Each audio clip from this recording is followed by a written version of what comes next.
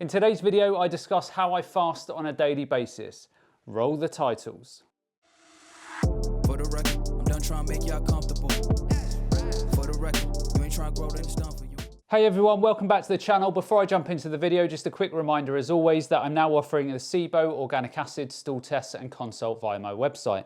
So if you have any health or digestive problems, then consider taking these tests as they will provide a lot of very detailed information upon which you can start making informed decisions and then start getting your health back on track. And on that bombshell, to the video. So the problem with the term intermittent fasting is that it has become a blanket term for all things fasting related. So before we delve into what form of fasting I believe is generally optimal for humans and also what I do on a daily basis, I first want to differentiate between the different types. So intermittent fasting in humans, according to the science, is generally considered anything up to 24 to 48 hours, and prolonged fasting is considered anything over that 48-hour mark. In addition to intermittent fasting and prolonged fasting, you also have time-restricted feeding, which definitely has an intermittent fasting element to it, but it also has a circadian rhythm component to it as well. And this circadian rhythm component essentially involves eating when your metabolism is operating at its peak during the day, and when you are not eating, you are obviously fasting. So typically for those following time-restricted feeding patterns, they will fast for 16 hours a day, and this has become known as 16-8 fasting. Now with the time-restricted feeding approach, you get all of the benefits from intermittent fasting, such as repair processes being activated in order to repair any damage done in your body. Typical damage could be damage to your DNA, damage to proteins, or even damage to your mitochondria, which are the little power plants within your cells that produce energy currency that your body runs on. So all of this damage and debris that is floating through your body is removed and repaired while your body is in its fasting state. In addition to the fasting component, the time-restricted feeding approach has the added benefit of eating within your circadian biology. So if you think about it, all animals in nature have a biological daily clock that determines when they eat and when they sleep. They don't need to watch the clock to tell them what time it is an inbuilt call to action. So you are eating within your body's inbuilt circadian rhythms when your metabolism is at its optimal levels throughout the day. So if you're eating breakfast, say at 7 AM in the morning, then you don't have your evening meal until 8 PM,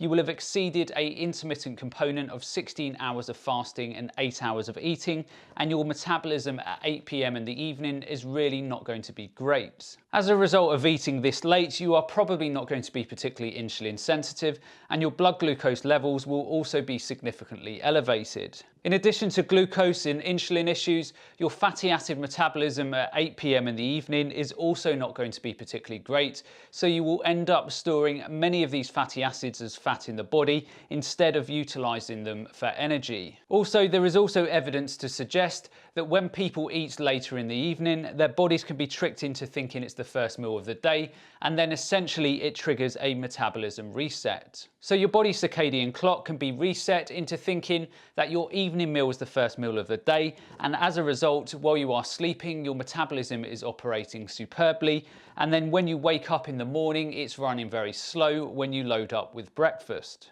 And when this misalignment happens, your circadian biological clock is all over the place, meaning that your blood glucose levels are always high, and the fatty acids that you consume in your diet are more likely to be stored as fat. So this is intermittent fasting and time-restricted feeding. Now, prolonged fasting, as I said earlier, is anything over 48 hours in duration. Now, prolonged fasting is absolutely something you should be doing under medical supervision, as there are all sorts of complications that can occur if it's done incorrectly. In humans, there is not a lot of scientific evidence on the benefits of prolonged fasting. It is more anecdotal in nature. But there are a reasonable amount of animal studies, and don't get me started with that, that show that there are significant benefits of autophagy when carrying out prolonged fasting. So autophagy is simply the clearing out process that the body uses to clear out debris and toxins from inside your cells in your body, as well as actually removing damaged cells themselves. Also, in animal studies, it has been shown that prolonged fasting, which activates autophagy,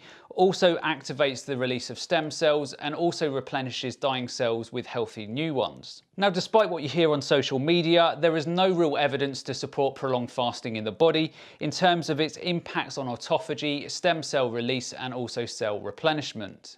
Now, don't get me wrong, in certain people with life-debilitating diseases, trying prolonged fasting based on anecdotal evidence may be worth the risk for some people. But for those who are looking to incorporate fasting benefits such as autophagy and stem cell production in their daily lives, prolonged fasting is probably something that I would avoid at all costs. So for example, if you do a Tim Sheaf with digestive issues and you do a prolonged fast, you can wipe out what microbiome you have in place, and then your digestive issues will really crank up in intensity, as you then don't have the ability to break down fiber, or you have a reduced ability to break down fiber and the compounds within your foods. Now, there are various iterations of intermittent fasting, time-restricted feeding and prolonged fasting, but these are the three types of fasting that have the most evidence surrounding them. Now, for me, intermittent fasting is great if done correctly, so something like a 16-hour fast followed by an 8-hour eating window. Prolonged fasting can be particularly extreme, and I certainly don't recommend this. And on top of this, the vast majority of benefits seen in prolonged fasting in animal studies such as stem cell production are actually achievable by following a time-restricted feeding approach without having to starve yourself for days on end. Now, in terms of inducing autophagy, you can do a 48-hour fast, which is something that I personally do a couple of times a year to reset, but you don't want to go too much longer than that 48-hour window unless under the supervision of someone who knows what they are doing. So if you are someone who wants to get the benefits of fasting into your life, then I would highly recommend looking at time-restricted feeding and eating in alignment with your body's circadian rhythm, and there is a decent amount of evidence to support this, and this is something that I personally do on a daily basis. So I generally eat breakfast around 8 AM in the morning and then consume my last meal between 4 and 5 PM, and during these hours I know my metabolism is firing on all cylinders. Fasting can be extremely beneficial if done correctly, but it can also be very destructive if done incorrectly, so don't send your body to extremes. Anyway, so that's the end of today's video. I hope you all enjoyed, and as always, remember to look after your body because it's the only place you have to live, and I'll see you next time.